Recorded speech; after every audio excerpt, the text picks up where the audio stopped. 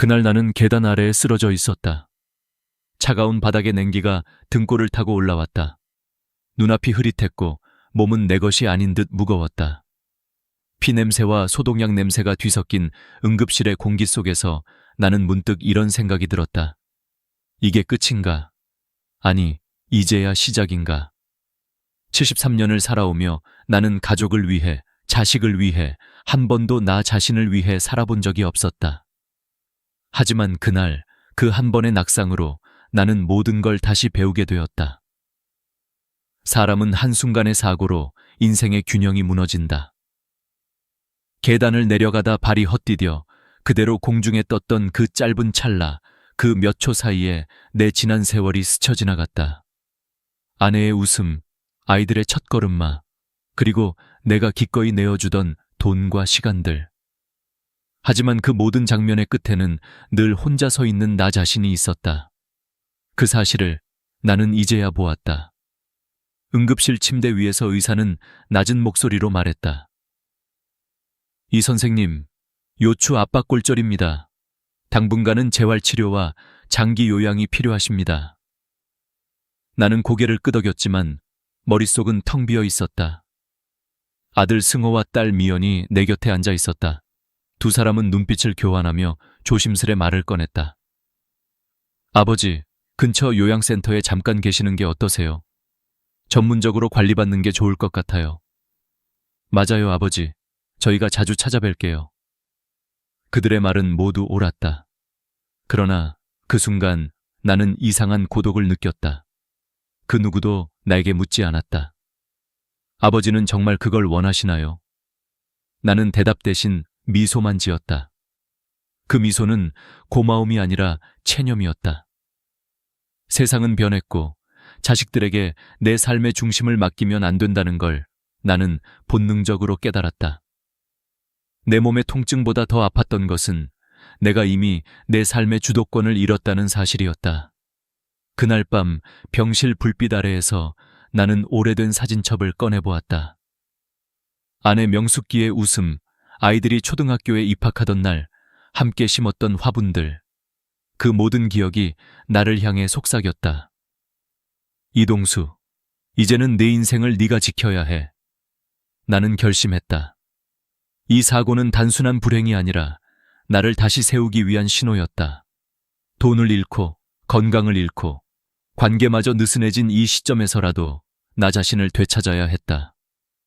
나는 더 이상 누군가의 아버지로만 살지 않기로 했다.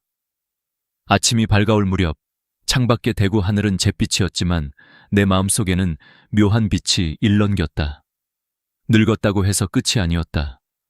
오히려 지금부터가 진짜 나의 후반전이었다. 나는 비로소 깨달았다.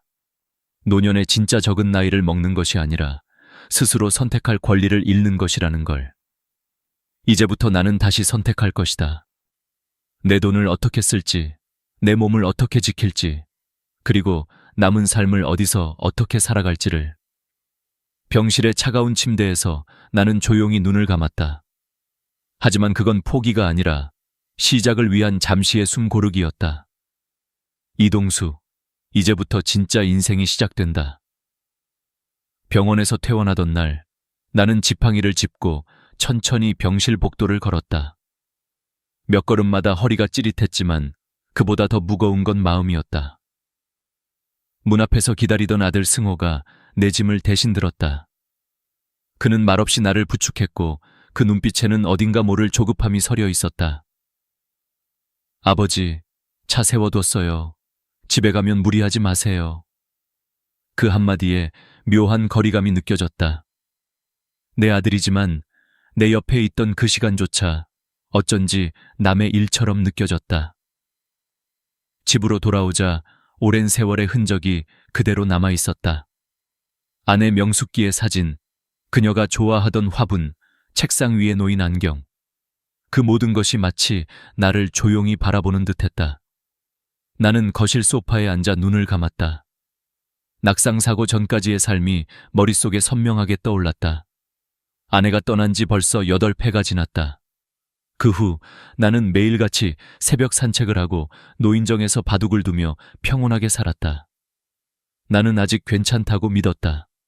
하지만 지금 생각해보면 그건 착각이었다. 나는 가족의 행복에 내 삶을 모두 태워버린 사람이었다.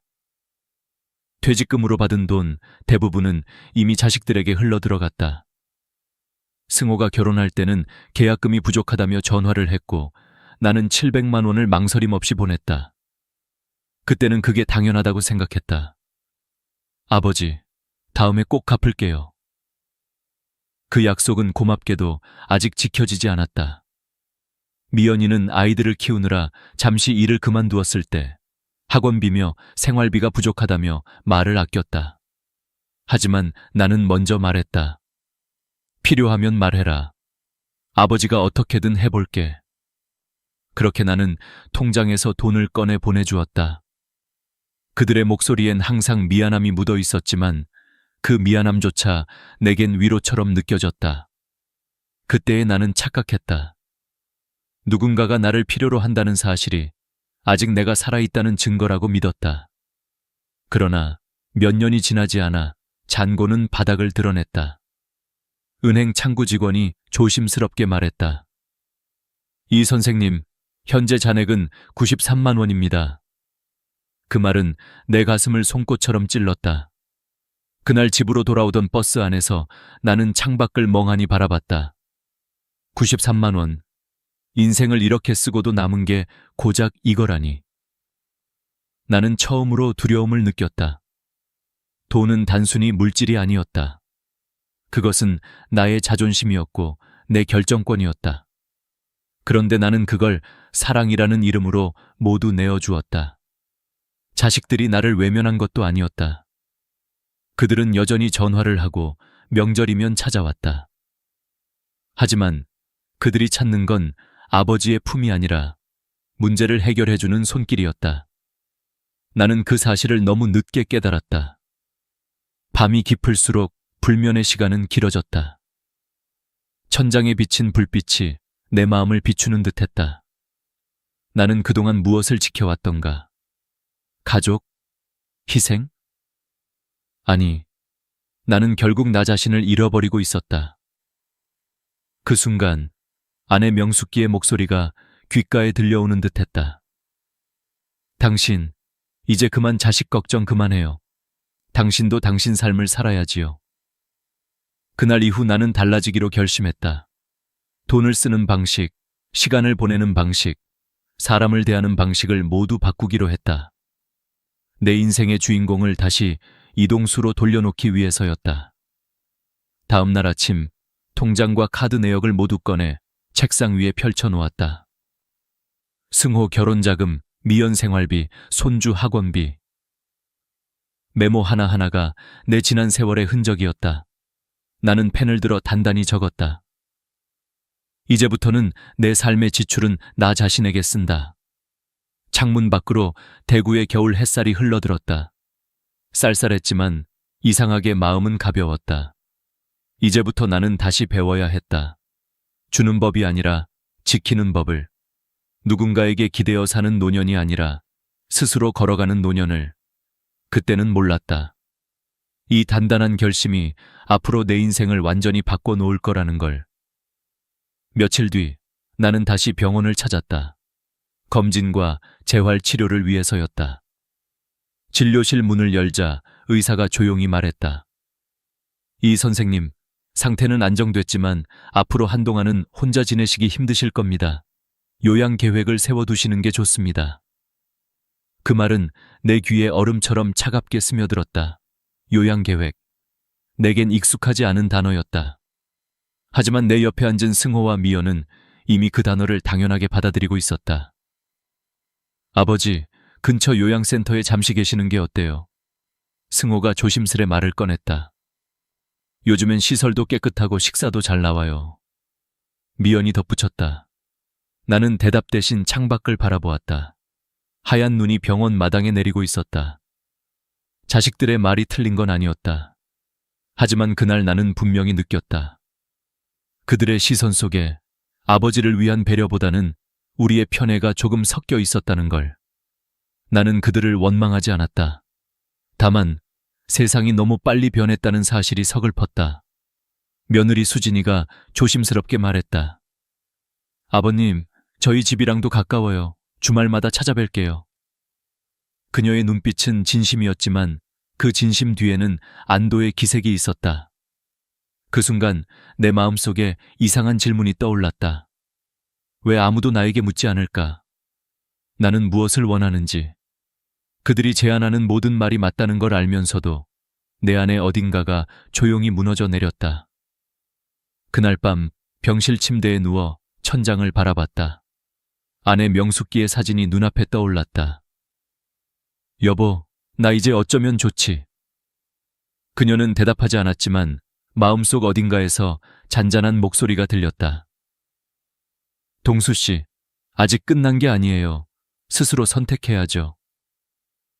그 말을 떠올리며 다음 날 나는 병원을 나와 집으로 돌아왔다. 집안은 차가웠지만 오랜 친구처럼 익숙했다.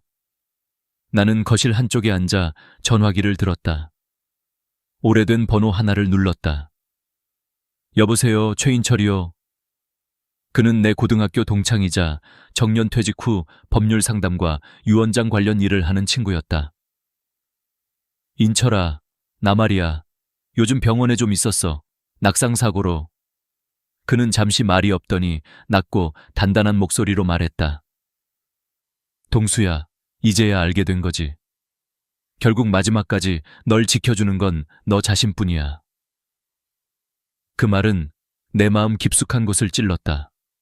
그는 자신이 딸에게 아파트를 미리 넘겼다가 오히려 불편한 처지가 된 이야기를 들려줬다. 그때는 믿었지. 딸이 날 평생 돌봐줄 거라고. 근데 이제는 허락 없인 아무것도 못해. 동수야, 그게 진짜 늙는 거야. 몸이 아니라 결정권을 잃는 거.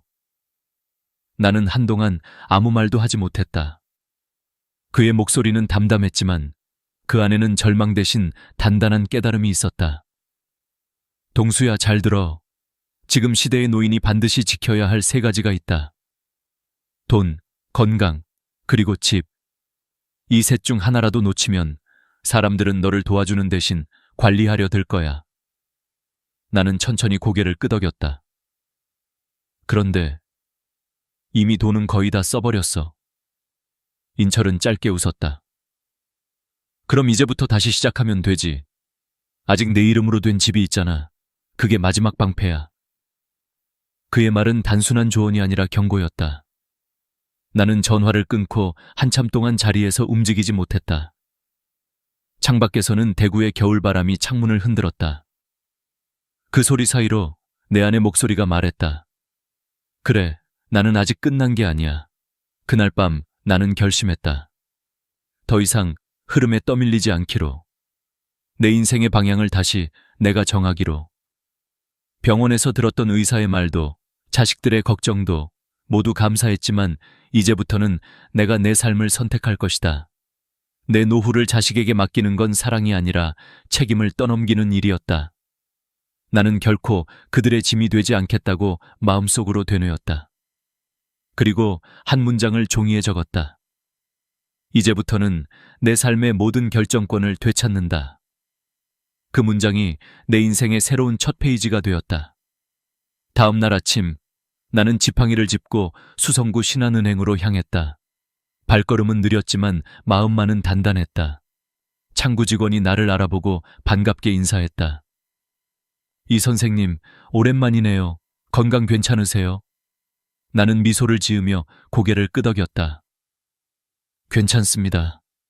오늘은 제 계좌에 대해 좀 정리하려고 합니다. 그녀는 의아한 표정으로 컴퓨터를 켰다. 나는 천천히 말했다. 자녀 이름으로 위임된 금융 권한을 모두 해제하고 싶습니다.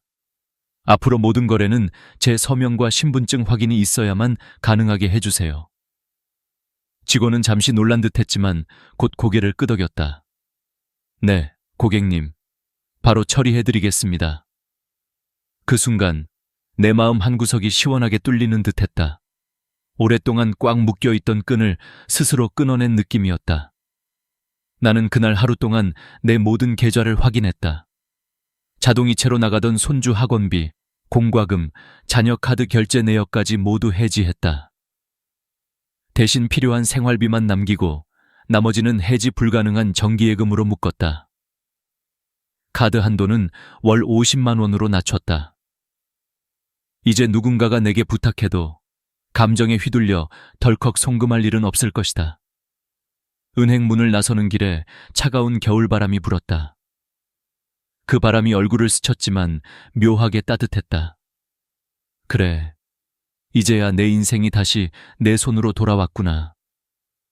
그날 오후 나는 가계부를 새로 샀다. 작은 노트 한 권이었지만 내겐 새로운 삶의 지도였다. 수도세, 전기세, 약값, 식비, 모든 지출을 세세히 기록했다. 지출 목표는 월 190만 원. 남은 금액은 나를 지키는 돈이라 이름 붙인 예비자금 계좌에 옮겼다. 나는 그 계좌를 볼 때마다 마음속으로 되뇌었다. 이 돈은 자식을 위한 것이 아니라 내 존엄을 위한 것이다. 며칠 후 나는 수성구 노인복지관을 찾아가 장기 요양 서비스에 대해 문의했다. 담당 직원은 친절히 설명해 주었다. 이 선생님, 가정방문 돌봄 서비스가 있습니다. 주 5일 청소, 식사, 병원 동행까지 지원해드려요. 비용은 월 75만 원 정도이고 정부 보조도 가능합니다. 나는 잠시 생각하다가 고개를 끄덕였다. 좋습니다. 신청하겠습니다. 그날 저녁 나는 이웃 황순자 할머니에게서 한 여성을 소개받았다. 이름은 정미경, 50대 중반의 여성으로 오랜 간병 경험이 있는 분이었다. 그녀는 첫 만남에서 이렇게 말했다. 이 선생님, 저는 환자를 돌보는 사람이 아니라 함께 살아가는 사람이라고 생각해요. 그 한마디에 마음이 놓였다. 우리는 간단한 계약서를 썼다. 근무는 주 5일, 아침 식사와 청소, 병원 동행 포함. 월급은 125만 원. 모든 내용을 서류로 남기고 서로 서명했다. 나는 그녀에게 말했다. 미경 씨, 저는 부탁이 하나 있습니다. 저를 환자로 보지 말아주세요. 그녀는 미소 지으며 고개를 끄덕였다. 물론이에요. 저는 선생님을 인생 선배로 생각할 겁니다. 그녀의 말은 내 마음에 따뜻한 불빛을 켰다. 나는 그날 밤 오랜만에 숙면을 취했다. 꿈속에서 아내 명숙기가 웃고 있었다. 당신, 이제야 제대로 사는구려. 다음 날 아침 정미경 씨가 끓여준 미역국 냄새가 집안을 채웠다. 이 선생님, 아침 드세요. 그녀의 말투엔 부드러운 온기가 있었다. 나는 식탁에 앉으며 생각했다. 그래, 이게 진짜 노년의 삶이지. 누군가에게 기대지 않고 스스로 일어나 하루를 맞이하는 것. 그날 오후 친구 최인철이 내 집을 방문했다. 드디어 해냈구나, 동수야. 그는 미소를 지으며 차를 한 모금 마셨다. 이제 남은 건 세 번째야. 세 번째? 그래. 돈, 건강, 그리고 마지막은 집이다. 이건 네 인생의 마지막 보루야. 그의 말에 나는 깊이 고개를 끄덕였다. 맞아. 이 집은 명숙이와 함께 만들어온 내 삶의 기록이야. 절대 남에게 넘기지 않을 거야. 창밖에서는 햇살이 부드럽게 비치고 있었다. 나는 그 순간 비로소 깨달았다. 진짜 노후의 시작은 보호받는 것이 아니라 스스로를 지킬 준비가 되었을 때 비로소 시작된다. 그날 밤 나는 일기장에 이렇게 적었다. 오늘 나는 내 인생의 지도를 다시 그리기 시작했다. 이 지도에는 두려움이 없고 오직 선택이 있다. 며칠 후 나는 집안에 앉아 천천히 손에 쥔 서류를 바라보았다. 그것은 나와 아내가 평생을 함께하며 지켜온 집의 등기권이었다. 아내 명숙기의 손때가 묻은 서류였다. 나는 그 종이를 쓰다듬으며 혼잣말을 했다. 이 집만은 절대 남의 손에 넘어가선 안 된다. 그날 오후 친구 최인철이 다시 찾아왔다. 그는 법률 서류 가방을 들고 들어오며 말했다. 자, 이제 시작하자. 너의 마지막 경계선을 그을 시간이다. 우리는 거실 탁자 위에 유언장, 신탁 설정 서류, 부동산 명의 확인 서류를 차례로 펼쳤다. 인철은 진지한 표정으로 말했다.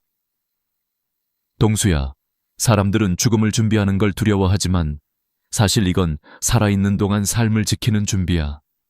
네가 병원에 실려가거나 판단력이 흐려졌을 때 자식들이 대신 결정하게 되면 결국 네 삶은 남의 손에 들어가는 거야. 그 말에 나는 무겁게 고개를 끄덕였다.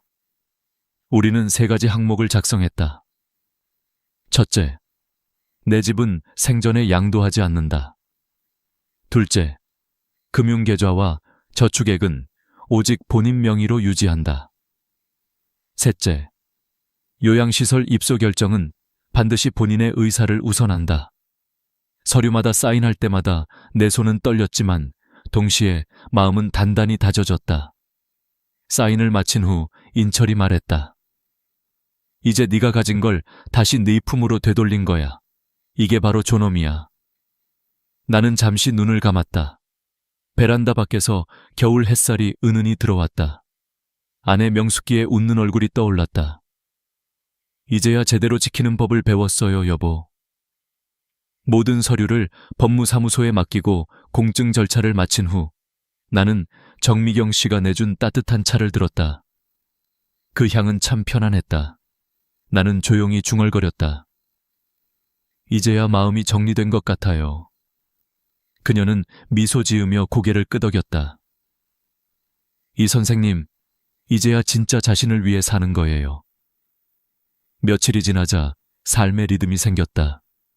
아침마다 미경 씨가 만들어주는 미역국 냄새로 하루가 시작된다. 그녀는 나의 건강 상태를 꼼꼼히 확인하고 혈압을 재며 말한다. 오늘도 수치가 좋네요. 요즘 식습관도 아주 좋아요. 그 말이 마치 칭찬처럼 느껴졌다. 오후에는 함께 수성구 드랑일 공원으로 산책을 나간다. 겨울 바람이 불지만 발걸음은 가볍다. 그녀가 묻는다. 이 선생님, 이렇게 규칙적인 삶이 오래가면 좋겠죠? 그럼요. 몸이 조금씩 회복되고 있어요. 덕분이에요. 아니에요. 선생님이 마음을 바꿨기 때문이에요. 그녀의 말은 단순했지만 내 마음을 울렸다. 집으로 돌아와 차를 마시며 생각했다. 나는 여전히 늙었지만 더 이상 무력하지 않았다. 스스로를 돌볼 수 있고 내 결정을 존중할 수 있는 사람. 그게 바로 내가 찾던 노년의 모습이었다. 며칠 뒤 장남 승호에게서 전화가 왔다. 아버지, 이번 주말 괜찮으세요? 다 같이 찾아뵙고 싶어요. 나는 웃으며 대답했다. 물론이지. 기다리고 있을게. 토요일 오후 현관문이 열리고 손주들이 뛰어들어왔다. 할아버지, 우리 이번 주말 여기서 자도 돼요? 나는 그들의 머리를 쓰다듬으며 미소를 지었다. 그래, 할아버지 방에 이불 깔아줄게. 점심 식사 중 승호가 말했다. 아버지, 앞으로는 한 달에 한 번씩 번갈아 가며 며칠씩 와서 지내기로 했어요. 돌봄 비용도 우리끼리 나눠서 부담할게요. 나는 젓가락을 내려놓고 조용히 대답했다. 그럴 필요 없다. 나는 지금 아주 잘 지내고 있다. 미경 씨가 내 생활을 잘 도와주고 있고 무엇보다 지금이 가장 편안하다. 식탁 위 공기가 잠시 조용해졌다. 승호는 고개를 숙였고 며느리 수진이는 안경을 고쳤으며 미묘한 숨을 내쉬었다.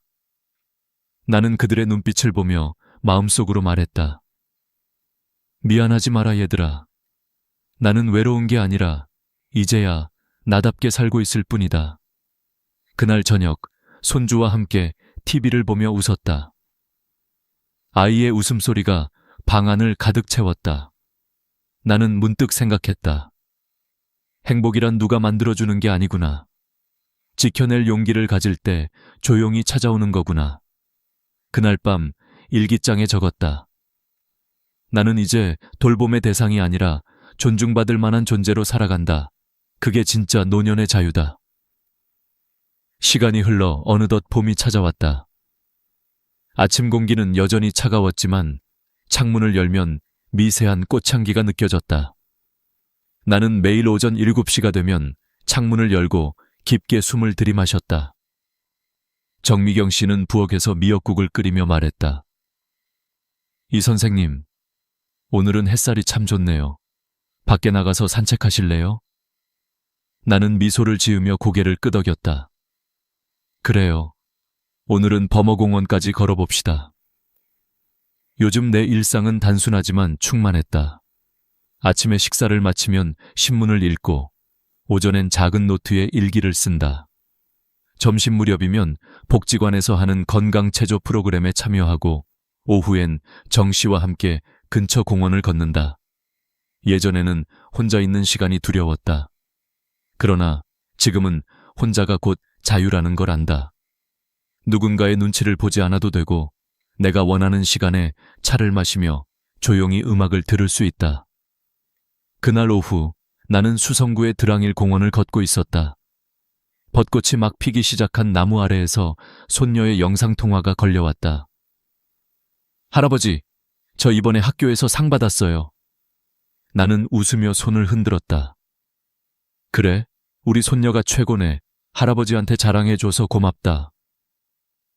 화면 너머에서 손녀는 천진난만하게 말했다. 할아버지, 혼자 있으면 외롭지 않아요? 나는 잠시 하늘을 올려다보았다. 외롭지 않단다. 할아버지에겐 친구도 있고 또 할아버지 자신이 있잖니. 그날 저녁 나는 거실에 앉아 천천히 생각했다. 나 자신이 친구가 된다는 것, 그것이 노년의 가장 큰 축복이다. 나는 이제 자식들이 매일같이 찾아오길 바라지도 않는다. 그들이 바쁘게 살아가는 모습을 보면 오히려 뿌듯하다. 그들은 내 희생의 결과물이 아니라 이제는 각자의 인생을 만들어가는 독립된 존재들이다. 며칠 후 장남 승호가 다시 전화를 걸었다. 아버지, 다음 주 정기검진 일정은 제가 잡아드릴게요. 나는 웃으며 말했다. 고맙다. 하지만 이젠 내가 직접 할 수 있다. 요즘은 인터넷 예약도 익숙하단다. 그는 놀라며 웃었다. 아버지 정말 대단하세요. 젊은 사람보다 더 빨라요. 그 말을 듣는 순간 나는 이상하게 마음이 따뜻해졌다. 존경은 강요로 얻는 게 아니라 스스로 지켜낼 때 생긴다는 걸 깨달았다. 어느 날 오후 미경 씨가 커피를 내리며 조용히 말했다. 이 선생님, 요즘 얼굴이 훨씬 밝아지셨어요. 그래요? 하긴 이제는 마음이 편해서 그런가 봐요. 사실 자녀분들도 많이 바뀌었어요. 전화 자주 하시고 자주 안부 묻더라고요. 나는 고개를 끄덕이며 말했다. 그래요. 나도 알아요. 이제야 서로 편안해졌어요. 그녀는 미소 지으며 덧붙였다. 사람이 서로를 진심으로 이해하려면 거리가 필요하죠. 가까워지려면 오히려 한 걸음 물러나야 하니까요. 그 말은 내 마음에 잔잔한 울림을 남겼다. 그래, 진짜 사랑은 붙잡는 게 아니라 놓아주는 것이다. 나는 그날 밤 일기장 마지막 장에 이렇게 썼다. 노년의 행복은 자식이 주는 게 아니라 내가 스스로 준비하는 것이다. 돈을 지키는 건 안심을 얻는 일이고, 건강을 지키는 건 자유를 얻는 일이며, 집을 지키는 건 자신감을 지키는 일이다. 다음 날 나는 베란다에 앉아 따뜻한 차를 마셨다. 하늘은 잔잔하게 맑았고 바람은 부드러웠다. 이제 두렵지 않았다. 나는 내 인생을 내 손으로 다시 세웠고 내 존엄을 끝까지 지킬 준비가 되어 있었다. 문득 창가에 핀 난초를 바라보며 생각했다. 명숙이, 당신이 있었다면 이 모습을 좋아했겠지.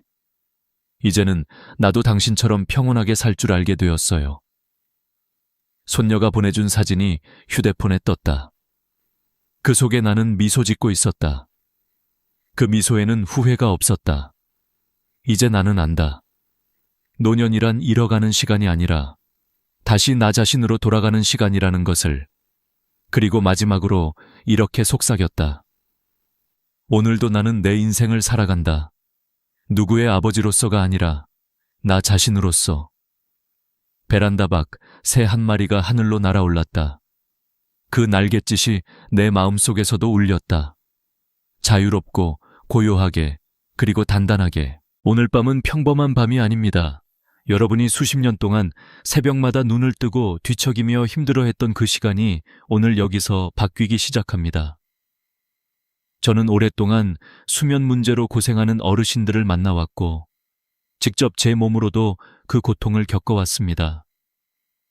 새벽 3시, 이유 없이 번쩍 눈이 떠지고 다시는 잠들지 못해 천장을 바라보다가 아침을 맞이하는 날이 얼마나 괴로운지 저는 잘 압니다. 수면제에 기대어도 효과는 짧고 오히려 불안감만 커집니다. 그런데 오늘 제가 전할 이야기는 다릅니다.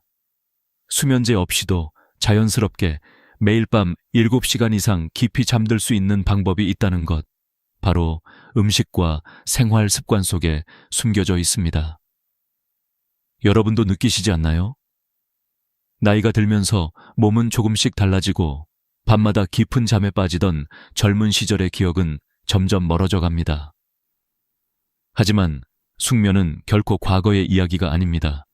지금도 다시 되찾을 수 있습니다. 중요한 건 포기하지 않는 마음과 올바른 지식입니다. 이 두 가지가 합쳐지면 잃어버린 잠은 언제든 돌아옵니다. 저는 이 이야기를 시작할 때 일부러 무겁게 열었습니다. 왜냐하면 여러분이 이 고통을 얼마나 오래 안고 살아왔는지 알기 때문입니다. 그러나 동시에 오늘 밤이 반전의 시작이 될 수 있다는 희망을 전하고 싶기 때문입니다. 저도 그랬습니다.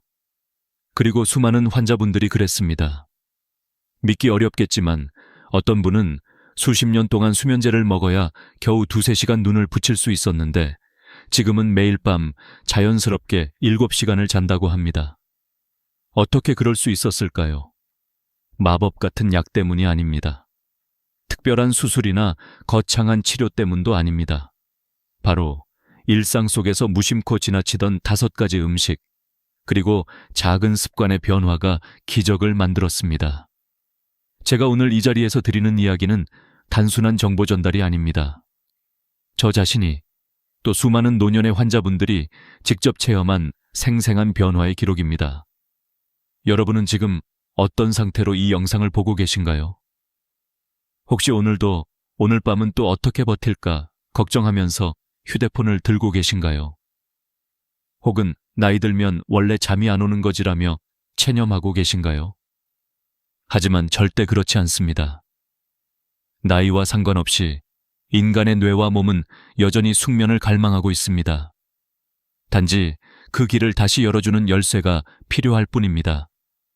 지금부터 저는 여러분께 그 열쇠를 하나하나 보여드릴 겁니다. 5가지 음식이 어떻게 뇌 속 호르몬을 자극하고 어떻게 근육을 풀어주며 어떻게 신경계를 안정시키는지, 또 왜 저녁에 1시간, 잠자리에 들기 전에 몇 분이 그렇게 중요한지, 무엇을 잘못하면 효과가 사라지고 무엇을 바꾸면 곧장 숙면이 시작되는지, 이 이야기를 듣다 보면 여러분은 아마 이런 생각을 하실 겁니다. 정말 나도 가능할까? 네, 가능합니다. 실제로 많은 분들이 가능했습니다. 체리 주스 한 잔으로 새벽마다 깨던 습관이 사라진 분, 바나나 반개로 불안한 마음이 잦아든 분, 상추차 몇 장으로 평생 불면을 끄는 분, 다 다릅니다. 하지만 공통점은 있습니다. 믿고 꾸준히 실천했다는 것. 오늘 영상은 단순히 잠에 좋은 음식 나열이 아닙니다. 더 깊은 이야기, 더 실질적인 비밀을 담았습니다. 아마 듣는 내내 아, 이래서 그랬구나 하고 고개를 끄덕이게 되실 겁니다. 왜냐하면 과학과 경험이 합쳐져 있기 때문입니다. 저는 전문적인 연구와 실제 환자의 이야기를 함께 들려드리려 합니다. 그렇게 해야만 진짜 신뢰가 생기니까요. 이제 여러분의 밤은 달라질 겁니다. 단순히 잠을 자는 시간이 늘어나는 것이 아닙니다. 아침에 눈을 떴을 때 느끼는 개운함, 낮에 느껴지는 활력, 대화할 때 자연스럽게 나오는 미소, 그 모든 게 함께 돌아옵니다. 이것이 숙면의 진짜 힘입니다. 그러니 지금 이 순간 마음을 열고 이 이야기를 끝까지 들어주세요. 여러분이 기다려온 답은 멀리 있지 않습니다. 바로 여러분의 식탁과 일상 속에 숨어 있습니다. 오늘 밤 새벽 3시에 번쩍 깨던 그 순간이 사라지는 날이 될 수도 있습니다. 잠이 우리를 떠난 이유를 이해하는 것은 아주 중요합니다. 단순히 나이가 들어서가 아닙니다. 많은 분들이 60세 넘으면 원래 잠이 줄어드는 거야 라고 생각하시지만 사실 그것은 오해입니다. 진짜 원인은 우리 몸속 호르몬과 생활 리듬의 변화에 있습니다. 젊을 때는 저녁이 되면 자연스럽게 졸음이 쏟아졌는데 지금은 오히려 눈이 또렷해지고 시계만 자꾸 보게 되는 이유가 있습니다. 가장 큰 원인은 멜라토닌과 세로토닌의 감소입니다. 멜라토닌은 잠 호르몬이라 불리고 세로토닌은 마음을 안정시켜 잠의 문을 열어주는 역할을 합니다.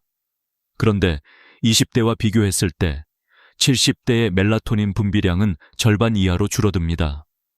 세로토닌 역시 햇빛, 운동, 식사 패턴에 따라 크게 좌우되는데 나이가 들면 활동량과 햇빛 노출이 줄어들면서 점점 부족해집니다.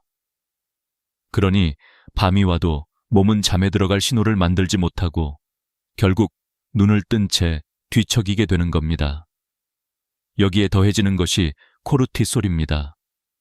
스트레스 호르몬이라고 부르는 코르티솔은 원래 아침에 분비되어 몸을 깨우는 역할을 합니다. 그런데 나이가 들수록 코르티솔 분비 패턴이 흐트러져 밤에도 높게 유지되는 경우가 많습니다. 그래서 마음이 괜히 불안하고 작은 소리에도 예민해지며 깊은 잠에 들어가지 못하는 것이지요. 생활 습관도 빼놓을 수 없습니다. 퇴직 후 낮 동안 활동량이 줄고 텔레비전이나 휴대폰 화면을 오래 보게 되면서 몸의 생체 시계가 혼란스러워집니다. 특히 화면에서 나오는 블루라이트는 멜라토닌 생성을 억제해 지금은 낮이야 라는 잘못된 신호를 뇌에 보냅니다. 그러니 밤 10시에도 12시에도 뇌는 잠들 준비를 하지 않는 겁니다. 의학적으로 보면 이 모든 것은 수면 위생이 무너진 결과입니다. 잠이 단순히 피곤하니까 오는 것이 아니라 우리 몸의 리듬과 호르몬이 조화를 이룰 때 찾아온다는 사실을 잊기 쉽습니다. 나이가 들수록 이 조화가 약해지는데 여기서 중요한 것은 되돌릴 수 있다는 점입니다. 멜라토닌은 음식과 습관으로 보충할 수 있고 세로토닌은 햇빛과 활동으로 충분히 되살릴 수 있습니다. 코르티솔 역시 올바른 저녁 루틴을 통해 안정시킬 수 있습니다. 실제로 2019년 한국의 한 노인의학 연구에서 65세 이상 불면 환자 300명을 조사했더니 70% 이상이 낮에 햇빛 노출이 부족했고 80% 이상이 자기 전까지 TV나 스마트폰을 오래 사용하고 있었습니다. 생활 습관을 조금만 바꾸었을 때 불면 증상이 크게 개선된 사례가 많았습니다. 단순히 나이 탓으로 돌렸다면 결코 알 수 없었던 부분입니다. 한번 상상해 보세요. 저녁 8시에 스마트폰을 내려놓고 불을 조금 낮추고 따뜻한 차 한 잔을 마시며 몸을 이완시킨다면 뇌는 다시 이제 잘 시간이다 라는 신호를 받게 됩니다. 우리 몸은 생각보다 단순합니다. 올바른 신호를 주면 그대로 반응합니다. 문제는 우리가 그 신호를 잘못 보내왔다는 데 있습니다. 여기서 중요한 포인트는 조금만 바꿔도 달라진다는 것입니다.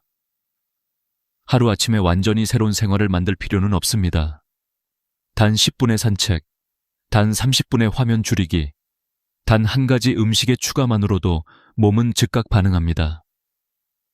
실제로 많은 환자분들이 한두 가지 습관만 바꿔도 며칠 만에 수면의 질이 개선되는 경험을 하셨습니다. 그러니 결론은 명확합니다. 잠이 우리를 떠난 것이 아니라 우리가 잠에게 잘못된 길을 안내해온 겁니다. 이제부터 다시 그 길을 바로잡으면 됩니다. 멜라토닌과 세로토닌을 채워주고 코르티솔을 잠재우며 생체 시계를 원래 자리로 돌려놓는 것. 그 시작이 바로 여러분의 식탁과 일상 속 작은 선택에 있습니다. 이제 본격적으로 어떤 음식들이 그 역할을 하는지 살펴볼 차례입니다. 여러분이 늘 보던 과일과 채소, 그리고 평범한 곡식들이 사실은 잠의 열쇠라는 사실을 알게 되면 분명 놀라실 겁니다. 그리고 그 놀라움이 바로 희망이 될 것입니다. 잠을 부르는 5가지 음식에 대해 이야기할 때 많은 분들이 처음에는 반신반의합니다. 과일과 채소, 곡식 따위가 어떻게 수면제를 대신할 수 있을까 하고 말이지요. 하지만 저는 여러 해 동안 수많은 환자분들을 보면서 이 5가지가 단순한 음식이 아니라 뇌와 몸의 호르몬 균형을 회복시키는 열쇠라는 것을 확인했습니다. 오늘은 체리, 바나나, 호두, 귀리, 상추에 대해 말씀드리되 단순한 나열이 아니라 왜 효과가 있고 어떻게 먹어야 하며 어떤 주의점이 있는지를 하나씩 풀어드리겠습니다. 먼저 체리입니다. 체리는 멜라토닌 저장소라고 불러도 과언이 아닙니다. 특히 신맛이 나는 몽모랑시 체리에는 천연 멜라토닌이 풍부하게 들어있습니다. 어떤 연구에서는 일반 과일보다 100배 가까운 멜라토닌이 함유되어 있다고 밝혔습니다. 실제로 미국 미시간 대학에서 65세 이상 불면증 환자에게 체리 주스를 2주간 마시게 했더니 수면 시간이 평균 85분 늘었습니다. 하지만 여기서 중요한 점이 있습니다. 달콤한 체리보다 신체리가 효과가 크고 반드시 설탕이 첨가되지 않은 순수한 주스를 선택해야 한다는 것입니다. 한국에서는 신체리를 구하기 어렵다면 냉동 체리나 100% 체리 주스를 활용할 수 있습니다. 섭취법은 간단합니다. 저녁 식사 후 2-3시간 뒤, 잠들기 1시간 전쯤 200ml의 주스나 15알 정도의 체리를 드시면 됩니다. 너무 과하게 먹으면 오히려 소화가 방해될 수 있으니 주의하세요. 다음은 바나나입니다. 바나나는 단순한 과일이 아니라 트립토판 공장입니다. 트립토판은 뇌에서 세로토닌으로 변환되고 다시 멜라토닌으로 전환되어 숙면을 돕습니다. 게다가 바나나에는 마그네슘과 칼륨이 풍부해 긴장을 풀고 신경을 안정시켜줍니다. 하버드 의대 보고서에 따르면 노인의 90%가량이 마그네슘 결핍을 겪고 있었는데 이는 수면 장애와 깊은 관련이 있습니다. 바나나는 그 부족분을 채워주는 훌륭한 도구입니다. 단, 익은 정도가 중요합니다. 너무 덜 익으면 소화가 어렵고 너무 과숙하면 당분이 과해 혈당을 올립니다. 껍질의 갈색 반점이 조금 올라온 정도가 가장 적당합니다. 크기가 보통인 바나나라면 반 개에서 1개, 잠들기 30분 전쯤 드시면 좋습니다. 당뇨가 있는 분들은 반 개 정도로 줄이는 것이 안전합니다. 우유와 함께 섭취하면 칼슘과 마그네슘의 시너지가 배가 됩니다. 세 번째는 호두입니다. 호두는 그 자체로도 멜라토닌을 함유하고 있지만 더 중요한 것은 오메가3 지방산입니다. 오메가3는 뇌의 송과체 기능을 돕고 멜라토닌 분비를 촉진하는 역할을 합니다. 실제로 텍사스 대학의 연구에 따르면 꾸준히 호두를 먹은 그룹이 그렇지 않은 그룹보다 평균 20분 일찍 잠들고 깊은 수면 단계로 진입하는 시간이 단축되었습니다. 하지만 호두는 칼로리가 높습니다. 하루에 4알, 반으로 나누면 8쪽 정도가 적당합니다. 반드시 생호두를 드시고 설탕이나 소금이 들어간 가공호두는 피하세요. 드시는 시간은 저녁 식사 후 1-2시간 뒤, 잠자기 2시간 전에 맞추는 것이 좋습니다. 네 번째는 귀리입니다. 귀리는 흔히 아침 식사로만 생각되지만 실제로는 밤에 더 강력한 효과를 발휘합니다. 귀리에는 트립토판과 함께 복합 탄수화물이 들어있어 혈당을 천천히 올려주며 세로토닌 생성을 도와줍니다. 또 귀리 속 베타글루칸은 스트레스 호르몬인 코르티솔 수치를 낮추어 마음을 안정시킵니다. 스탠퍼드 수면연구소의 보고에 따르면 귀리를 저녁 식사 대용으로 섭취한 노인 환자들이 3주 만에 수면질이 40% 이상 향상되었습니다. 귀리는 죽으로 끓여 드시는 것이 가장 좋고 바나나 반 개와 호두, 몇 알을 곁들이면 완벽한 수면 식단이 됩니다. 다만 당뇨가 있는 분들은 바나나 대신 블루베리 같은 베리를 넣는 것이 좋습니다. 마지막으로 상추입니다. 상추는 흔히 쌈 채소로만 생각하지만 실제로는 천연 수면제라는 별명을 가진 식품입니다. 상추에 들어있는 락투신이라는 성분은 뇌를 진정시키고 신경계를 안정시킵니다. 고려대 연구에서도 상추 추출물을 섭취한 그룹이 평균 25분 빨리 잠들고 깊은 수면 비율이 크게 증가한 결과가 있었습니다. 가장 좋은 섭취법은 상추를 데쳐서 따뜻한 차처럼 마시는 방법입니다. 잠들기 1시간 전에 상추 5장 정도를 끓는 물에 데워 우린 뒤 꿀을 조금 넣어 드시면 효과가 극대화됩니다. 또 상추는 칼로리가 낮아 늦게 먹어도 부담이 없고 당뇨나 고혈압 환자도 안심할 수 있습니다. 여기서 강조하고 싶은 점은 이 5가지 음식을 무작정 먹는다고 되는 것이 아니라는 것입니다. 올바른 순서와 타이밍이 있어야 효과가 나타납니다. 그리고 개인의 건강 상태에 따라 섭취량을 조절해야 합니다. 그러나 한 가지 확실한 건 있습니다. 꾸준히만 하신다면 여러분도 반드시 변화를 체감하게 된다는 사실입니다. 이제 이 5가지를 어떻게 배치하고 어떤 시간에 섭취하면 가장 큰 효과를 얻는지 구체적인 황금 루틴을 소개하겠습니다. 저녁 황금 루틴이라고 하면 단순히 식사 시간이 아니라 우리 몸이 숙면을 준비하는 가장 중요한 시간표를 말합니다. 많은 분들이 좋은 음식을 알고도 효과를 보지 못하는 이유는 바로 이 타이밍을 지키지 않기 때문입니다. 저는 30년 넘는 경험 끝에 저녁 6시부터 10시까지의 4시간이 가장 결정적이라는 것을 알게 되었습니다. 오늘은 그 4시간 동안 무엇을 어떻게 해야 하는지를 순서대로 말씀드리겠습니다. 먼저 저녁 6시입니다. 이 시간은 귀리를 활용한 가벼운 식사를 하기에 가장 좋습니다. 너무 기름지고 무거운 음식은 소화를 방해하고 위장을 더디게 만들어 수면의 질을 떨어뜨립니다. 귀리 3큰술에 물 300ml를 넣고 10분 정도 끓이면 따뜻하고 부드러운 죽이 됩니다. 여기에 바나나 반 개를 잘게 썰어 넣으면 트립토판이 보충되고 호두 몇 알을 곁들이면 오메가3의 힘까지 더해집니다. 이렇게 하면 단순히 배를 채우는 것이 아니라 숙면 호르몬을 만들어내는 재료를 몸에 차곡차곡 쌓아주는 셈입니다. 저녁 7시 30분쯤에는 상추를 드시는 게 좋습니다. 식사 후 약 1시간 반 뒤가 가장 적절한데 상추 5장 정도를 가볍게 쌈으로 드시거나 뜨거운 물에 데쳐 차로 마시면 됩니다. 이 시점에서 상추의 락투신 성분이 서서히 흡수되며 신경계를 안정시키기 시작합니다. 늦은 밤에 긴장하거나 불안감이 심해지는 분들은 이 상추차가 큰 도움이 될 것입니다. 저녁 8시 30분은 호두 타임입니다. 저녁 식사로부터 약 2시간 반이 지난 이 시간에 호두 4알 정도를 천천히 씹어 드세요. 호두 속 오메가3가 뇌 속 멜라토닌 분비를 돕고 그 효과가 2-3시간 뒤 본격적으로 나타나기 시작합니다. 주의할 점은 너무 늦게 드시면 소화가 부담이 될 수 있다는 것입니다. 따라서 이 시간대가 가장 적절합니다. 저녁 9시에는 체리를 섭취할 시간입니다.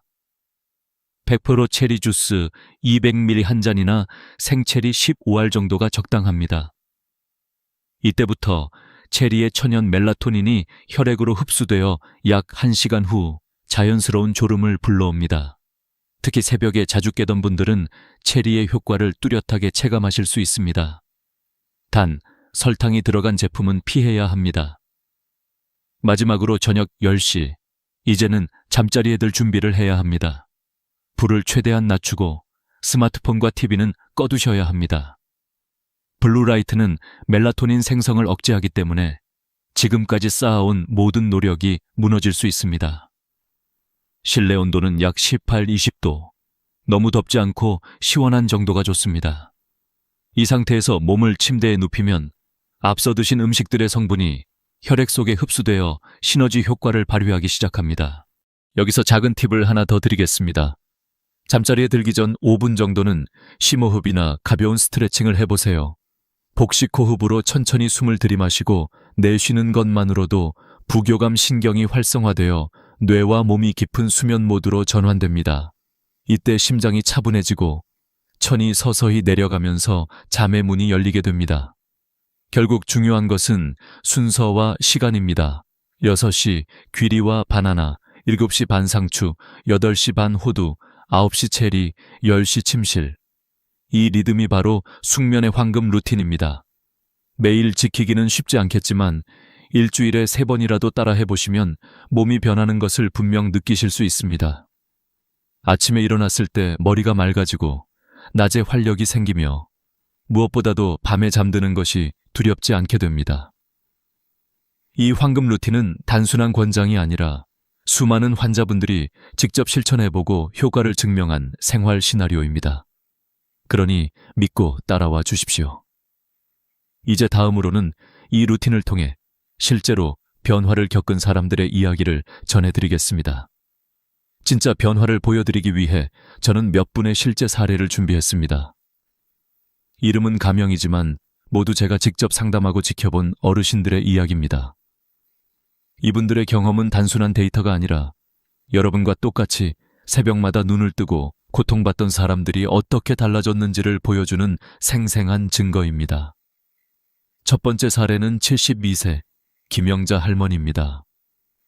평생 농사일을 하며 부지런히 살아오셨지만 정년 이후 활동이 줄면서 밤마다 잠을 이루지 못하셨습니다.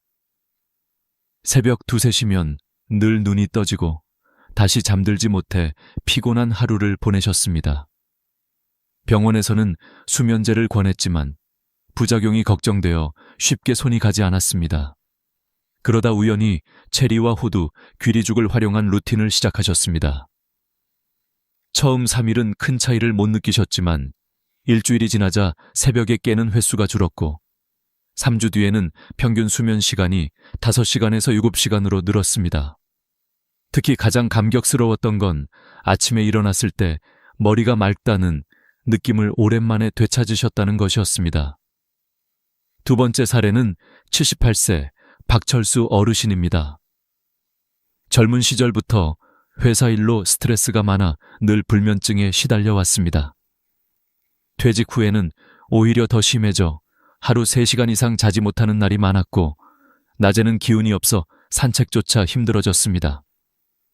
이 어르신은 상추차와 바나나를 중심으로 한 루틴을 시작하셨습니다. 특히 바나나 반 개와 따뜻한 우유를 잠들기 30분 전에 드시는 습관을 매일 지켰습니다. 놀랍게도 2주 만에 수면 시간이 4시간에서 6시간 반으로 늘었고 한 달 뒤에는 밤새 깨는 일이 거의 사라졌습니다. 더 중요한 변화는 낮의 활력이었습니다. 그전에는 점심만 먹으면 늘 졸음이 쏟아졌는데 지금은 동네를 2바퀴 산책할 정도로 기운이 돌아왔습니다. 세 번째는 85세 이순덕 할머니 이야기입니다. 이분은 15년 넘게 수면제 없이는 단 1시간도 잘 수 없었습니다. 하루 3알씩 약을 먹었지만 새벽마다 4-5번 깨는 생활이 이어졌습니다. 그런데 귀리죽과 상추차, 체리 주스를 결합한 루틴을 2주 동안 꾸준히 지킨 후 놀라운 변화가 찾아왔습니다. 처음에는 반신반의했지만 열흘쯤 지나자 약을 절반으로 줄여도 괜찮아졌고 3주 만에 수면제를 완전히 끊으셨습니다. 지금은 밤 10시에 잠들어 새벽 5시까지 한 번도 깨지 않고 주무십니다. 무엇보다 표정이 달라지셨습니다. 예전에는 늘 피곤해 지친 얼굴이었는데 이제는 아침마다 이게 꿈인지 생신지 모르겠다며 활짝 웃으십니다. 이 3사례에는 공통점이 있습니다. 첫째, 음식과 생활 루틴을 꾸준히 지켰다는 점. 둘째, 효과가 바로 나타나지 않아도 포기하지 않았다는 점. 셋째, 작은 변화를 즐기며 몸의 신호에 귀 기울였다는 점입니다. 바로 이 꾸준함이 기적을 만들어낸 것입니다. 의학적 지표로도 확인할 수 있습니다. 수면의 질을 평가하는 지표인 PSQI 점수는 루틴 전에는 평균 15점 이상으로 심한 불면 상태였지만 4주 후에는 7점 이하로 내려가 정상 범주에 들어왔습니다. 또 수면다원 검사에서도 깊은 수면 단계가 늘어난 것이 확인되었습니다. 단순한 기분의 문제가 아니라 실제로 뇌파와 호르몬 수치가 변화한 것입니다. 하지만 모든 분들에게 똑같은 방식이 통하는 것은 아닙니다. 당뇨가 있으신 분들은 바나나와 체리를 조심해야 하고, 신장이 약한 분들은 칼륨이 많은 음식을 과다 섭취하면 안 됩니다. 또 약을 드시는 분들은 담당 의사와 상의하는 것이 필요합니다. 중요한 것은 무조건 따라하기보다는 자신의 몸 상태를 이해하고 맞게 적용하는 것입니다. 이처럼 음식과 생활 루틴은 단순한 보조 수단이 아니라 노년의 몸이 잃어버린 균형을 되찾는 가장 자연스러운 길입니다. 많은 분들이 이 나이에 무슨 소용이 있겠나 하고 말하지만 실제로 80대, 90대에도 변화는 충분히 일어납니다. 숙면은 절대 젊은이들만의 특권이 아닙니다. 이제 여러분도 상상해 보시길 바랍니다. 오늘 밤 체리 주스 한 잔, 상추차 한 잔, 호두 몇 알을 통해 내일 아침 눈을 떴을 때 느껴질 상쾌함을, 이 작은 변화들이 모여서 여러분의 하루와 인생을 완전히 바꿔놓을 수 있습니다. 이제 여러분께 제안드리고 싶은 것은 7일 도전입니다. 단 일주일만 진심으로 실천해 보시면 몸이 어떻게 반응하는지 스스로 느끼실 수 있습니다. 많은 분들이 내가 지금까지 수십 년을 못 잤는데 일주일 만에 뭐가 달라지겠어?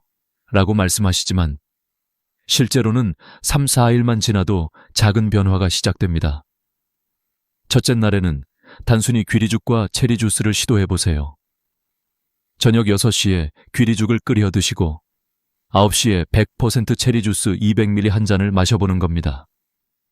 이틀째에는 상추차를 추가해 보세요. 저녁 7시 반쯤 상추 5장을 데쳐 따뜻한 차로 마시면 긴장이 풀리기 시작합니다. 셋째 날부터는 호두 4알을 저녁 8시 반쯤 씹어 드시고, 넷째 날에는 바나나 반 개를 저녁 9시 직전에 드셔보세요. 이렇게 하루하루 새로운 음식을 더하면서 몸이 반응하는 변화를 기록해 두는 겁니다. 다섯째 날쯤 되면 새벽에 깨는 횟수가 줄어들고, 여섯째 날에는 아침에 눈을 떴을 때 개운함이 다르게 느껴질 겁니다. 그리고 일주일째 되는 날 수면 시간을 체크해 보세요. 5시간 남짓이던 수면이 6시간 이상으로 늘어나 있을 가능성이 큽니다. 여기서 중요한 건 포기하지 않는 것입니다. 혹시 7일 만에 큰 변화가 없더라도 최소 4주간은 꾸준히 실천해야 진짜 효과가 나타납니다. 이 도전을 성공적으로 이어가기 위해서는 수면 일지를 작성하는 것이 좋습니다. 오늘 몇 시에 무엇을 먹었는지, 몇 시에 잠자리에 들었는지, 몇 번이나 깼는지, 아침 기분은 어땠는지를 간단히 기록하세요. 이런 작은 습관이 오히려 뇌에 긍정적인 자극을 주어 숙면을 강화합니다. 또 스스로 변화를 확인할 수 있기 때문에 동기부여도 됩니다. 4주간의 유지 전략도 필요합니다. 첫째, 음식 섭취는 일정하게 지키되 가끔 변화를 주세요. 예를 들어 체리 대신 블루베리를, 귀리 대신 보리차를 활용하는 식입니다. 둘째, 수면 환경은 항상 일정하게 유지하세요. 방 온도는 18, 20도, 조명은 최대한 낮추고 전자기기는 9시 이후 사용하지 않는 것이 좋습니다. 셋째, 낮에 20분 정도의 햇빛 산책을 꼭 포함하세요. 세로토닌 분비가 늘어나 밤에 멜라토닌으로 전환되며 숙면을 돕습니다. 그리고 중요한 건 재발 방지입니다. 많은 분들이 한동안 좋아졌다가 다시 원래대로 돌아갑니다. 가장 흔한 이유는 생활 리듬의 무너짐입니다. 모임이나 여행이 있더라도 되도록 일정한 시간에 식사하고 잠자리에 드는 습관을 유지해야 합니다. 또 과식, 음주, 늦은 카페인 섭취는 다시 불면을 불러옵니다. 특히 커피뿐 아니라 홍차, 녹차, 초콜릿에도 카페인이 있다는 점을 잊지 마세요. 이제 저는 여러분께 하나의 교훈을 전하고 싶습니다. 숙면은 결코 거창한 치료나 비싼 약에서 오는 것이 아닙니다. 매일의 작은 선택, 오늘 저녁의 식탁과 생활 습관에서 시작됩니다. 체리, 바나나, 호두, 귀리, 상추. 이 5가지를 올바른 시간에 섭취하는 것만으로도 인생이 달라질 수 있습니다. 마지막으로 기억하세요. 숙면은 단순히 밤에 잘 자는 것이 아닙니다. 낮에 활력이 생기고 관계가 따뜻해지고 건강이 회복되는 출발점입니다. 여러분이 오늘 이 영상을 보고 작은 도전을 시작한다면 일주일 후에는 분명 새로운 자신을 발견하게 될 것입니다. 그리고 4주 뒤에는 이렇게 말할 수 있을 겁니다. 이제 나는 더 이상 수면제가 필요 없다. 60을 넘기면 사람은 몸이 변합니다.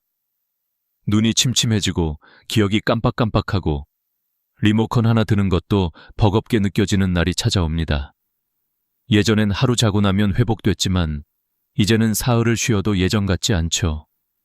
저는 그걸 80세의 벽이라고 부릅니다. 눈에 보이지 않지만 누구에게나 천천히 다가오는 벽입니다. 그 벽 앞에서 대부분의 사람은 당황합니다. 나는 운동도 하고 밥도 잘 먹는데 왜 이렇게 힘이 없지? 하고 말이죠. 그 이유는 단순합니다. 우리는 늘 운동만으로 건강을 지키려 하지만 정작 회복력이란 근육보다 더 중요한 힘을 잊고 삽니다.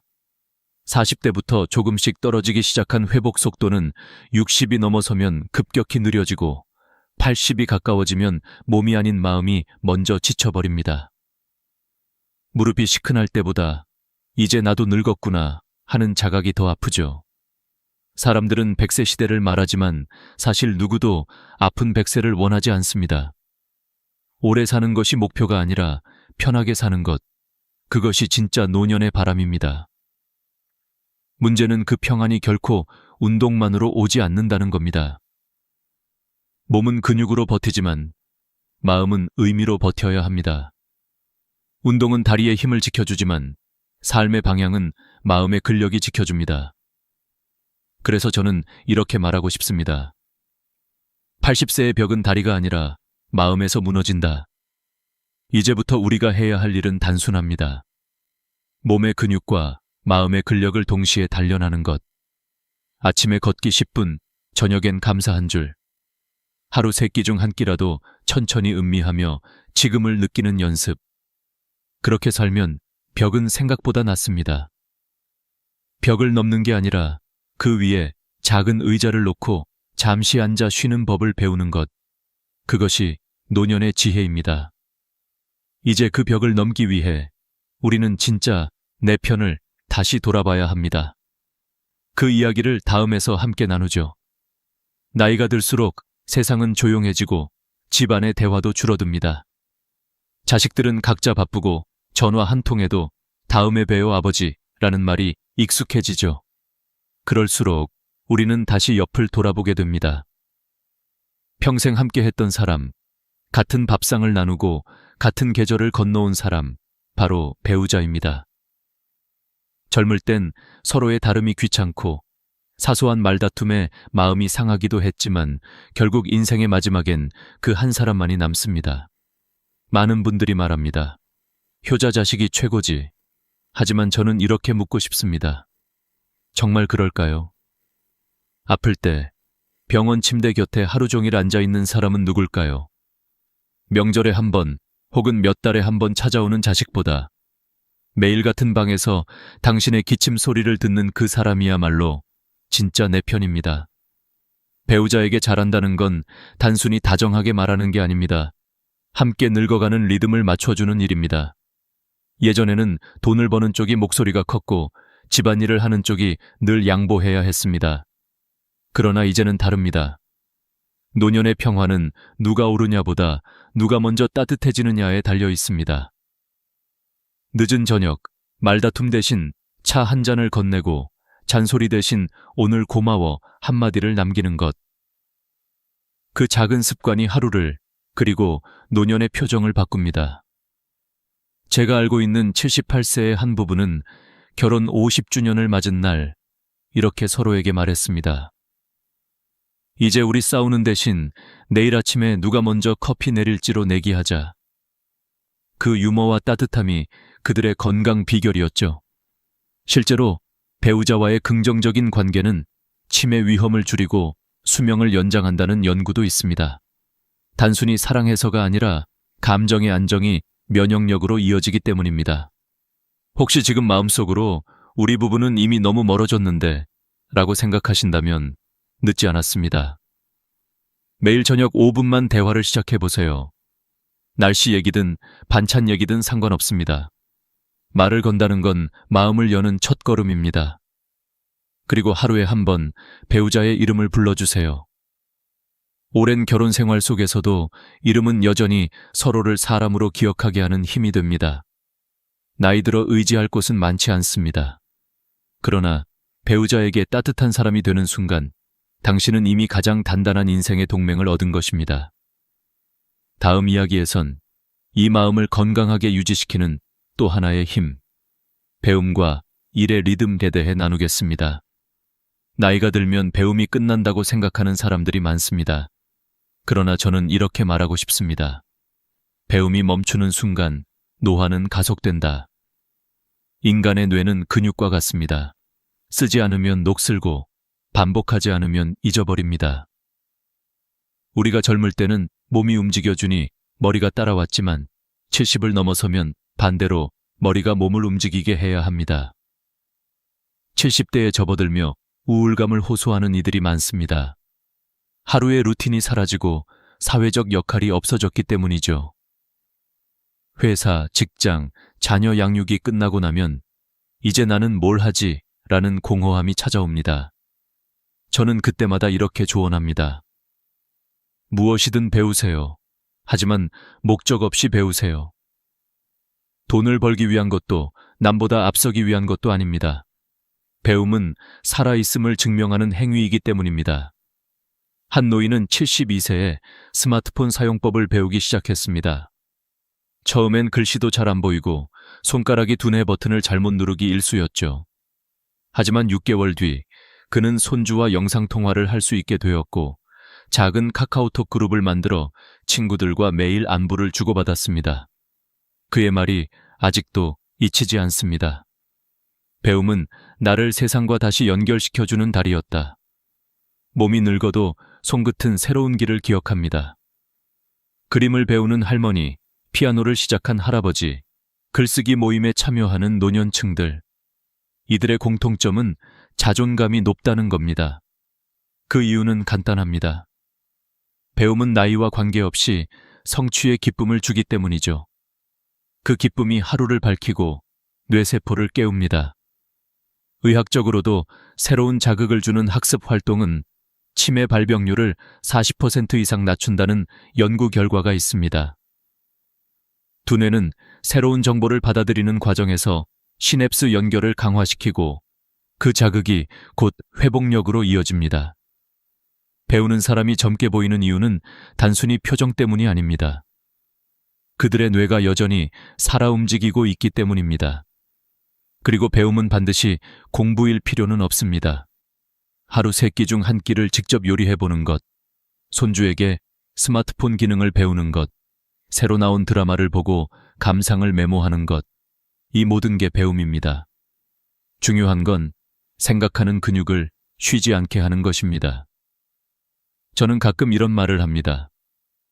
70대부터의 일은 돈이 아니라 리듬이다.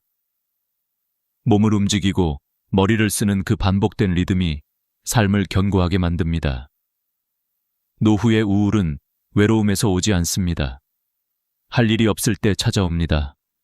그러니 오늘 하루 당신의 일정을 10분만 채워보세요. 책 한 쪽, 메모 한 줄, 산책 100걸음. 그것만으로도 인생은 조금씩 다시 살아납니다.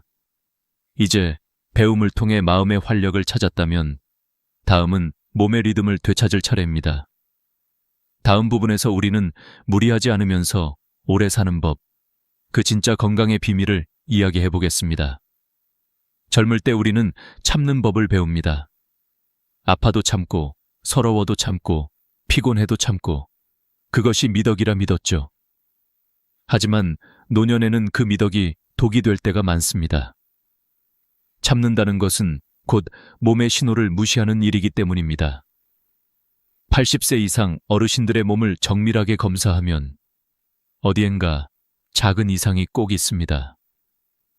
뇌의 미세한 변화, 동맥경화의 시작, 조용히 자라나는 암세포들. 겉으로 보기엔 건강해 보여도 완전히 건강한 노인은 거의 없습니다. 그게 자연입니다. 그러나 문제는 이런 사실을 부정하고 난 아직 괜찮아라며 참고 버티는 데 있습니다. 의사들은 말합니다. 고령일수록 빨리 쉬고 덜 움직여야 오래 산다. 이건 게으름이 아니라 몸의 회복 리듬을 존중하는 지혜입니다. 나이가 들면 근육뿐 아니라 면역 체계도 느려집니다. 감기를 이틀 만에 이기던 몸이 일주일을 넘기기도 합니다. 그런데 그때도 여전히 무리해서 집안일을 하고 손주를 봐주고 남의 부탁을 들어주면 결국 몸이 먼저 무너집니다. 한 82세 할머니는 젊은 시절처럼 매일 아침 동네 한 바퀴를 돌았다고 합니다.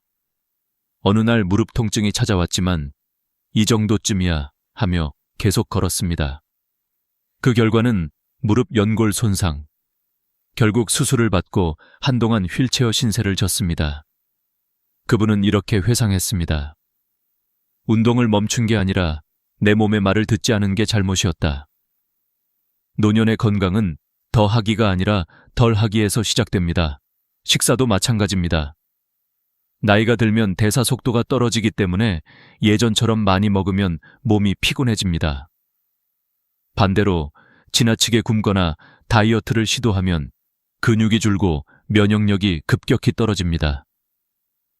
통계에 따르면 75세 이상 노인 중 약간 통통한 체형을 가진 사람들이 오히려 더 오래 산다고 합니다. 적당한 체중이 몸에 완충작용을 해주기 때문이죠.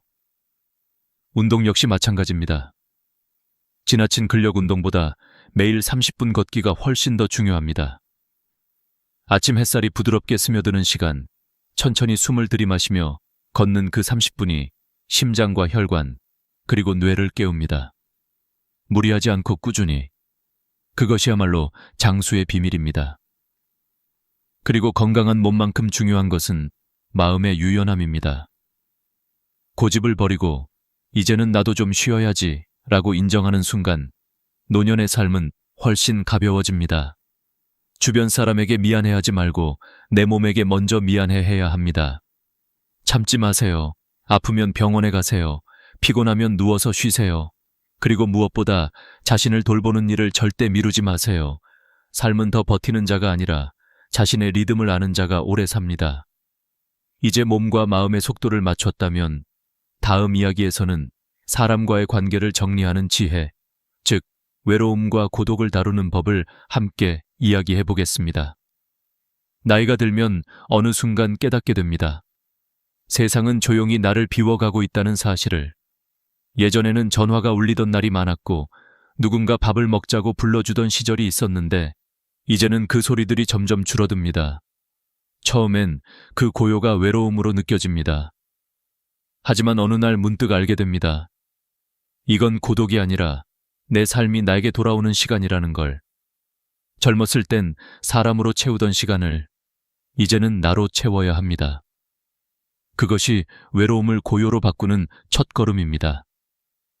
많은 어르신들이 이렇게 말씀하시죠. 친구가 다 떠나서 외롭다. 하지만 가만히 들여다보면 그 외로움의 근원은 관계의 부재가 아니라 임의의 부재입니다. 누군가와 만나기보다 나 자신과 마주하는 법을 잊어버렸기 때문이죠. 고독을 두려워하지 마세요. 고독은 사람을 단단하게 만듭니다. 한 76세의 노신사는 매일 혼자 근처 공원에 나가 벤치에 앉아 일기를 씁니다. 처음엔 심심함을 달래려 시작했지만 어느새 그 시간은 그에게 하루 중 가장 소중한 의식이 되었습니다. 그는 이렇게 말했습니다. 이젠 사람과의 약속보다 나 자신과의 약속이 더 중요합니다. 고독을 친구로 삼는다는 건 세상과 단절하겠다는 뜻이 아닙니다. 내 마음의 공간을 타인에게만 의지하지 않겠다는 선언입니다. 혼자 밥을 먹을 수 있고 혼자 산책할 수 있으며 혼자 카페에서 차를 마시며 미소 지을 수 있다면 그건 외로움이 아니라 자유입니다. 물론 세상은 여전히 시선을 보냅니다. 혼자서 밥을 먹어? 이 나이에 무슨 여행이야? 하지만 기억하세요. 세상은 생각보다 우리에게 관심이 없습니다. 진짜 중요한 건 내가 나를 어떻게 바라보느냐입니다.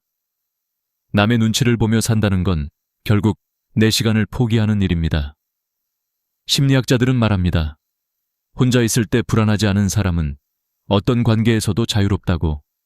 그 이유는 단순합니다. 고독 속에서 자신을 이해한 사람은 더 이상 타인의 인정으로 존재를 증명할 필요가 없기 때문입니다. 저 역시 어느 날 깨달았습니다. 혼자라는 건 벌이 아니라 기회구나. 그때부터 저는 외출할 때마다 혼자서 걸었습니다. 혼자 시장에 가고 혼자 카페에 앉아 차를 마셨죠. 처음엔 주변의 시선이 신경 쓰였지만 어느 순간 그것조차 사라졌습니다. 오히려 그런 시간 속에서 저는 잊고 있던 제 마음의 목소리를 듣게 되었습니다. 고독은 때로 약이 됩니다. 불필요한 관계를 정리하고 내 삶의 우선순위를 되돌려주기 때문입니다. 친구 수가 줄어들어도 괜찮습니다. 진짜 친구 한 명과의 진심 어린 대화가 10명의 가벼운 인사보다 훨씬 따뜻합니다. 그리고 중요한 건 혼자라는 사실을 슬퍼하지 않는 법을 배우는 것입니다. 혼자 있는 시간은 당신을 치유하고 생각을 정리하며 마음을 단단하게 만듭니다. 그건 누구도 빼앗을 수 없는 당신만의 재산입니다. 다음 이야기는 이 고독을 넘어 진정한 행복의 중심으로 가는 길, 나를 사랑하는 법에 대해 나누어 보겠습니다. 오랜 세월 동안 우리는 남을 위해 살아왔습니다. 가족을 위해 일하고, 자식을 위해 희생하고, 사회의 기준에 맞추며 하루하루를 버텨왔죠. 그러나 어느 순간 조용히 이렇게 묻게 됩니다. 그동안 나는 나 자신을 얼마나 아껴줬을까? 나이를 먹는다는 것은 몸이 약해지는 것이 아니라 이제야 자신을 돌볼 자격을 얻는 것입니다. 젊었을 땐 자신보다 타인을 먼저 챙기느라 진짜 나를 잃어버린 채 살아온 사람들이 많습니다. 그런데 70을 넘어서면 오히려 그 잃어버린 나가 조용히 문을 두드립니다. 이제 나 좀 봐줘. 나도 사랑받고 싶어. 자기애는 이기심이 아닙니다. 노년의 자기애는 생존입니다. 몸이 약해지고 주변이 비워질수록 자신을 따뜻하게 안아줄 수 있는 힘이 필요하니까요. 나를 사랑한다는 건 거창한 일이 아닙니다. 아침에 거울을 보며 오늘도 괜찮다고 미소 짓는 일, 좋아하는 찻잔을 꺼내 따뜻한 차를 마시는 일, 누군가에게 기대지 않고 스스로의 하루를 다정히 챙기는 일. 이것이야말로 진짜 자기 돌봄입니다. 한 번은 80세의 노인분이 제게 이런 말씀을 하셨습니다. 평생 남을 위해 살았더니 정작 나 자신이 낯설어요. 이젠 나한테 사과하고 싶어요. 너무 미안했다고. 그분은 그날 이후 매일 아침 자기가 좋아하는 노래를 듣고 하루에 한 번 스스로에게 편지를 썼습니다. 그렇게 몇 달이 지나자 얼굴이 완전히 달라졌습니다. 그의 말투는 부드러워졌고 표정은 잔잔한 햇살처럼 따뜻해졌죠. 사람은요, 타인에게 사랑받을 때보다 자기 자신에게 인정받을 때 더 빛이 납니다. 젊을 때는 세상의 기준이 나를 규정했지만 노년의 삶은 내가 나를 규정해야 합니다. 그래서 늙는다는 건 사실 자유를 되찾는 과정이기도 합니다. 이제는 더 이상 남의 눈치를 볼 필요도 경쟁할 이유도 없습니다. 마음속에 작은 나를 돌봐주세요. 그 나에게 오늘 하루 어떤 대화를 건네고 있나요? 괜찮아, 수고했어, 이제 좀 쉬어도 돼. 이 한마디가 수십 년 쌓인 외로움보다 강력한 치유가 됩니다. 의학적으로도 긍정적인 자기대화, self-talk 는 면역력을 높이고 스트레스 호르몬인 코르티솔 수치를 낮춘다고 합니다. 즉, 나 자신에게 다정한 말 한마디가 약보다 낫다는 뜻이죠. 그러니 이제부터는 이렇게 살아봅시다. 누군가의 부모로서, 누군가의 배우자로서가 아니라 그저 한 사람으로서의 나로 좋은 음악을 듣고 좋아하는 음식을 먹고 때로는 아무 이유 없이 웃으며 사는 삶. 그것이 바로 노년기의 최고의 사치이자 최고의 건강법입니다. 그리고 마지막으로 당신이 스스로를 사랑할 줄 아는 사람이라면 이제는 남은 생을 어떻게 마주할 것인가를 이야기할 때입니다. 다음 마지막 부분에서 저는 그 이야기를 나누려 합니다. 인생의 마지막은 누구에게나 한 번뿐입니다. 그렇기에 어떻게 끝내느냐는 어떻게 살아왔느냐보다 더 중요할지도 모릅니다. 저는 이제 깨닫습니다. 오래 사는 것보다 존엄하게 사는 것이 훨씬 더 어렵고 귀한 일이라는 걸. 노년의 존엄은 돈이나 명예로 지켜지는 게 아닙니다. 그건 스스로의 결정을 스스로 내릴 수 있는 권리, 그리고 그 결정을 끝까지 지켜내는 용기에서 나옵니다. 누군가 대신 정해주는 삶이 아니라 내가 나를 위해 선택한 삶. 그것이 진짜 어른의 마지막 모습입니다. 저는 어느 날 이런 글을 일기장에 썼습니다. 이동수, 이제부터는 남의 인생에 기대지 말 것. 도움받는 걸 부끄러워하지 말되 스스로 결정할 힘을 잃지 말 것. 그 한 문장이 저를 매일 다시 일으켜 세웠습니다. 요양원을 고민하던 그날의 무력감은 사라지고 이제는 스스로의 리듬으로 하루를 살아갑니다.